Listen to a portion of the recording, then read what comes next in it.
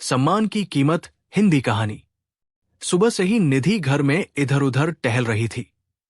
कभी खिड़की से बाहर झांकती तो कभी दरवाजे तक जाकर देखती कि गाड़ी आई या नहीं। उसके चेहरे पर एक अलग ही चमक थी। आंखों में बेसब्री साफ झलक रही थी। पति अक्षय ने मुस्कुराते हुए पूछा, क्या बात है मैडम, इतनी बेचैनी? कौन सा खजाना आने वाला है आज? निधि ने थोड़ा झेंपते हुए कहा, मम्मी जी और पापा जी आ रहे हैं ना गांव से। कितने दिन हो गए उन्हें देखे हुए। बस उसी की खुशी है। अक्षय हैरान था। वो बोला, वाह, पहली बार देखा है किसी को अपनी सास ससुर के लिए इतना उतावला। आमतौर पर तो लोग राहत की सांस लेते हैं जब वो दूर रहते हैं। निधि मुस्कुरा कर रह गई, लेकिन उसने अक्षय को असली कारण नहीं बताया। असल में निधि के सास ससुर शारदा देवी और राम प्रसाद जी थोड़े संकीर्ण सोच के थे। विशेषकर शारदा देवी। उन्हें हर बात में तुलना करने की आदत थी।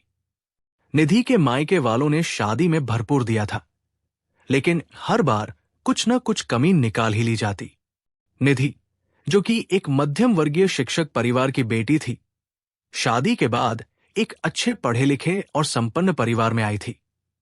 लेकिन संपन्नता के बावजूद उसकी सास शारदा देवी का मन हमेशा इस बात में उलझा रहता कि मायके से क्या आया। अक्षय अपने माता पिता का बहुत मान रखने वाला बेटा था, लेकिन अपनी मां की इन बातों से अक्सर असहज हो जाता। फिर भी कुछ कहता नहीं। कुछ महीने पहले की बात थी। निधि की बड़ी बहन को बेटा हुआ।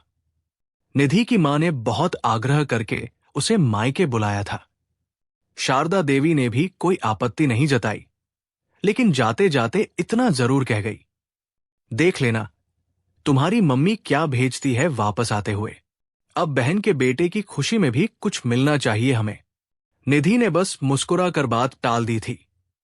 मायके पहुंचकर उसने बहुत प्यार से अपने भांजे को गोद में उठाया, बहन की सेवा की और कुछ दिन सुकून से बिताए। जब वापसी का दिन आया, उसकी मां ने बहुत सारा सामान बांध दिया। मिठाइयां, फल, कपड़े, निधि और अक्षय के लिए खास तोहफे और 5,100 रुपए शगुन में। सास ससुर के लिए नई चादरें, कपड़े और छोटे छोटे शगुन के लिफाफे भी रख दिए। घर लौटते ही निधि ने सब कुछ अपनी सास को सौंप दिया, पर हमेशा की तरह शारदा देवी के चेहरे पर कोई मुस्कान नहीं आई। कुछ दिन बाद निधि ने सुना कि शारदा देवी राम प्रसाद जी से कह रही थी, इतना ही देना था तो भेजा क्यों? कोई सम्मान नहीं है उनकी तरफ से। बेटी को ब्याहा है जैसे एहसान किया हो।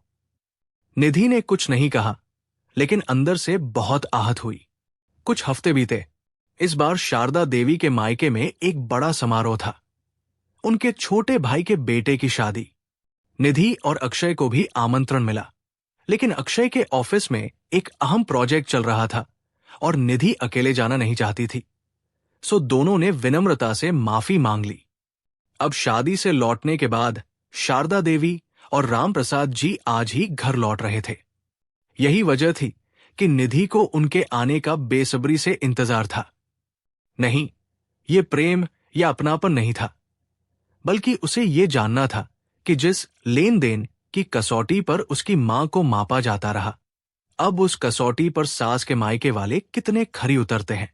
शाम को जैसे ही दोनों घर पहुंचे, निधि ने आदर से पानी चाय वगैरह दिया और पास बैठ गई। थोड़ी देर बाद वो मुस्कुराकर बोली, मम्मी जी, आपकी मायके की शादी कैसी रही? सुना था कि आप अपने मायके में इकलौती बहन हैं, तो भतीजे की शादी में आपको तो खूब विदाई मिली होगी।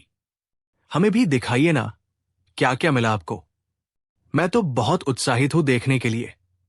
शारदा देवी थोड़ी चौंकी, चेहरे पर कुछ असहज भाव आए, लेकिन निधि ने बात इतने सहज अंदाज में कही थी कि मना करना मुश्किल था। रामप्रसाद जी ने ट्रॉली बैग से एक थैली निकालकर शारदा देवी को दी। शारदा देवी ने सामान निकालना शुरू किया। एक साड़ी, कुछ सूखे मेवे, एक जोड़ी चांदी की पायल और रामप्रसाद जी के लिए 1,100 रुपए, साथ ही घर के सभी लोगों के लिए छोटे छोटे कपड़े। निधि ने सब ध्यान से देखा और हौले से बोली, मम्मी जी, बहुत अच्छा सामान दिया उन्होंने। पर सबसे बड़ी बात तो ये है कि उन्होंने दिल से सम्मान दिया है।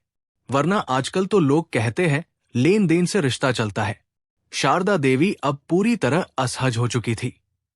उन्होंने बात संभालते हुए कहा, बेटा, असल बात तो यह है कि देने से ज्यादा भाव मायने रखते हैं।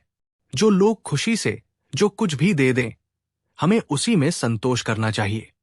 यही रिश्तों की असली मिठास है। निधि ने मुस्कुराकर कहा, बिल्कुल मम्मी जी, मैं भी यही बात हमेशा अपनी मां को समझाती हूं। उन्हें तो आप लोगों से बहुत प्रेम है। वो तो बस यही चाहती है कि उनकी बेटी को उसके ससुराल में सम्मान मिले, बस और कुछ नहीं। इतना कहकर निधि उठी और रसोई की तरफ चली गई। शारदा देवी कुछ पल के लिए स्तब्ध रह गई। उन्हें समझ आ गया था कि निधि सब कुछ जानती है। वो हर एक ताना, हर एक तुलना। अगले दिन जब अक्षय अपने ऑफिस से लौटा तो उसने पहली बार देखा कि उसकी मां निधि के मायके से आए तोहफों को बड़े प्यार से देख रही थी। उन्होंने पहली बार कहा, बहू के मायके वालों ने बहुत आदर से भेजा है सब कुछ। पैसे से ज्यादा दिल देखा जाता है। अक्षय ने हैरानी से मां को देखा, फिर मुस्कुराकर निधि की ओर देखा, जो चुपचाप रसोई में रोटियां बेल रही थी। उसकी आंखों में संतोष था। उस दिन से शारदा देवी ने कभी भी निधि के मायके की तुलना किसी और से नहीं की। उन्होंने सीखा कि रिश्तों को तौलने के लिए तराजू नहीं, दिल चाहिए। इस स्टोरी को लेकर आपकी क्या राय है, नीचे कमेंट करके हमें जरूर बताइएगा। और नई कहानियों के लिए प्रेरक कहानी चैनल को सब्सक्राइब जरूर कर लीजिएगा। धन्यवाद।